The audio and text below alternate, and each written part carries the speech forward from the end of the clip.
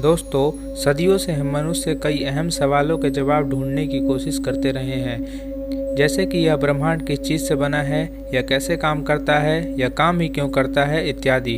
अगर आप स्कूल में हैं तो आप कहेंगे कि इस ब्रह्मांड में एटम सबसे छोटी चीज़ होती है, जिसके सेंटर में प्रोटॉन्स और न्यूट्रॉन्स होते हैं। और अगर आप यूनिवर्सिटी स्टूडेंट हैं तब आप कहेंगे कि प्रोटॉन्स और न्यूट्रॉन्स भी एलिमेंट्री पार्टिकल्स नहीं होते, क्योंकि वे खुद क्वार्क से बने होते हैं। जब हम निरंतर फैल रहे इस ब्रह्मांड को देखते हैं तब इसे समझने के लिए कई थ्योरीज का इस्तेमाल किया जाता है।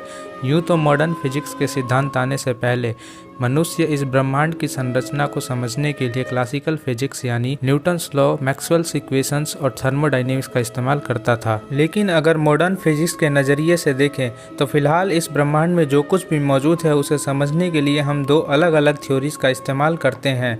अगर इस ब्रह्मांड में मौजूद बड़ी वस्तुओं की बात करें, जैसे कि ग्रह, तारे, गैलेक्सीज इत्यादि, तो इनके व्यवहार को समझने के लिए हम जनरल थ्योरी ऑफ रिलेटिविटी का इस्तेमाल करते हैं। जबकि एटॉमिक और सब एटॉमिक लेवल पर इस ब्रह्मांड की संरचना को समझने के लिए हम क्वांटम फील्ड थ्योरी का इस्तेमाल करते हैं, जहां न्यूटन के गति के नियम और आइंस्टाइन की थ्योरी ऑफ रिलेटिविटी दोनों ही फेल हो जाते हैं। परंतु इस ब्रह्मांड के व्यवहार को समझने के लिए दो अलग अलग थ्योरीज क्यों?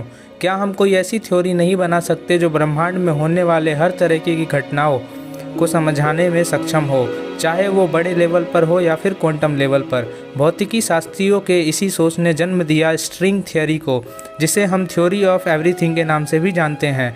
इस थ्योरी की खास बात यह है कि ये क्वांटम ग्रेविटी की बात करता है, मल्टीपल डायमेंशंस की बात करता है, उन सभी सवालों के जवाब भी देता है जो आज तक एक अबूझ पहेली बने हुए हैं। जब हमने इस ब्रह्मांड में मौजूद सभी पार्टिकल्स को करीबी से अध्ययन किया, तब पाया कि चाहे पार्टिकल्स का बिहेवियर कैसा भी हो, इन्हें हम चार फोर्सेस के रूप में बांट सकते हैं। इन फोर्सेस को फोर फंडामेंटल फोर्सेस कहा जाता है, जो इस प्रकार हैं: electromagnetic force, weak nuclear force, beta decay जैसे फिनोमिना इसी के कारण होते हैं, स्ट्रॉन्ग न्यूक्लियर फोर्स जो चारों फंडामेंटल फोर्सेस में सबसे शक्तिशाली माना जाता है, और ग्रेविटेशनल फोर्स। अगर ग्रेविटेशनल फोर्स की बात की जाए तो ये चारों फंडामेंटल फोर्सेस में सबसे कमज़ोर होता है, पर इसका दायरा सबसे अधिक होता है। इसके कारण ही सारे ग्रह सूर्य का चक्कर लगाते हैं और चांद पृथ्वी का। Standard model of particle physics हमें इस ब्रह्मांड के कंपोजिशन के बारे में बताता है। आइए जान लेते हैं कि standard model of particle physics हमें क्या बताता है। इस मॉडल के अनुसार जो कुछ भी इस ब्रह्मांड में मौजूद है वे 12 बेसिक बिल्डिंग ब्लॉक से बना है, जिसमें 6 क्वार्क्स होते हैं और 6 लेप्टॉन्स। जिन चार फंडामेंटल फोर्सेस की बात हमने आपको बताई थी, उनमें से 3 को standard model of particle physics से समझाया जा सकता है, क्योंकि इन फोर्सेस का कैरियर का काम फंडामेंटल पार्टिकल्स ही करते हैं। परंतु माइक्रोस्कोपिक लेवल पर ग्रेविटी जैसा कोई कॉन्सेप्ट ही नहीं मिला है। यानी अगर कोई ऐसी थ्योरी मिल जाए जो चारों फंडामेंटल फोर्सेस को एक साथ वेरीफाई कर दे, तो हमें एक वेरीफाइड थ्योरी मिल जाएगी। स्ट्रिंग थ्योरी इसी को समझाने का दावा करता है। आइए जान लेते हैं कि ये क्या कहता है। उदाहरण के लिए हम कोई ऑब्जेक्ट लेने की कोशिश करते हैं, जैसे कि यह बाल। अगर हम ये जानने की कोशिश करें कि यह किस चीज़ से बना है, तो हमें मिलेंगे एटम्स। अब एटम्स के अंदर जाएं तो न्यूक्लियस मिलेगा और उसके अंदर प्रोटॉन्स और न्यूट्रॉन्स, और अगर प्रोटॉन्स के अंदर जाएं तो हमें मिलेंगे क्वार्क्स। यहाँ जाकर मॉडर्न फिजिक्स की सोच खत्म हो जाती है।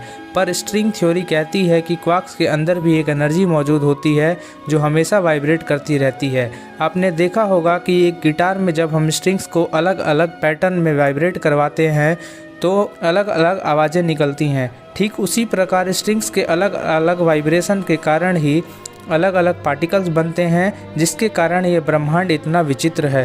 परंतु जब हम स्ट्रिंग थ्योरी को मैथमेटिकल इक्वेशंस को देखते हैं, तब हमें पता चलता है कि यह थ्योरी ऐसे ब्रह्मांड में काम नहीं करती जिसमें केवल 3 डायमेंशंस हो। इसे काम करने के लिए 3 या 4 नहीं बल्कि 10 डायमेंशन चाहिए, और एक टाइम का डायमेंशन भी।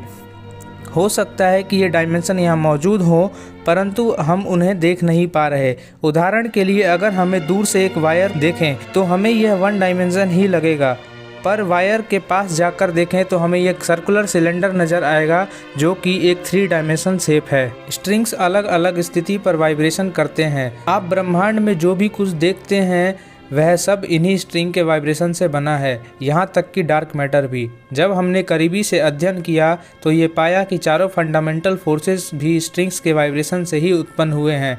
हमें यह तो पता था कि ब्रह्मांड के बड़े ऑब्जेक्ट में ग्रेविटी पाई जाती है, लेकिन क्वांटम फिजिक्स यह नहीं बता पाया कि ग्रेविटी कहाँ से आती है। मैथमेटिकल इक्वेशंस की मदद से स्ट्रिंग थ्योरी ने यह बताया कि स्ट्रिंग्स के वाइब्रेशन के कारण ही मासलेस पार्टिकल्स ग्रेविटॉन्स की उत्पत्ति होती है, जिसके कारण ग्रेविटी एग्जिस्ट करती है। दोस्तों, वैसे तो स्ट्रिंग थ्योरी ने ब्रह्मांड के बहुत से रहस्यों से पर्दा उठाया, लेकिन यह थ्योरी अभी केवल मैथमेटिकल इक्वेशंस के रूप में ही एग्जिस्ट करती है, क्योंकि स्ट्रिंग्स को देख पाना अभी के तकनीक से संभव नहीं है।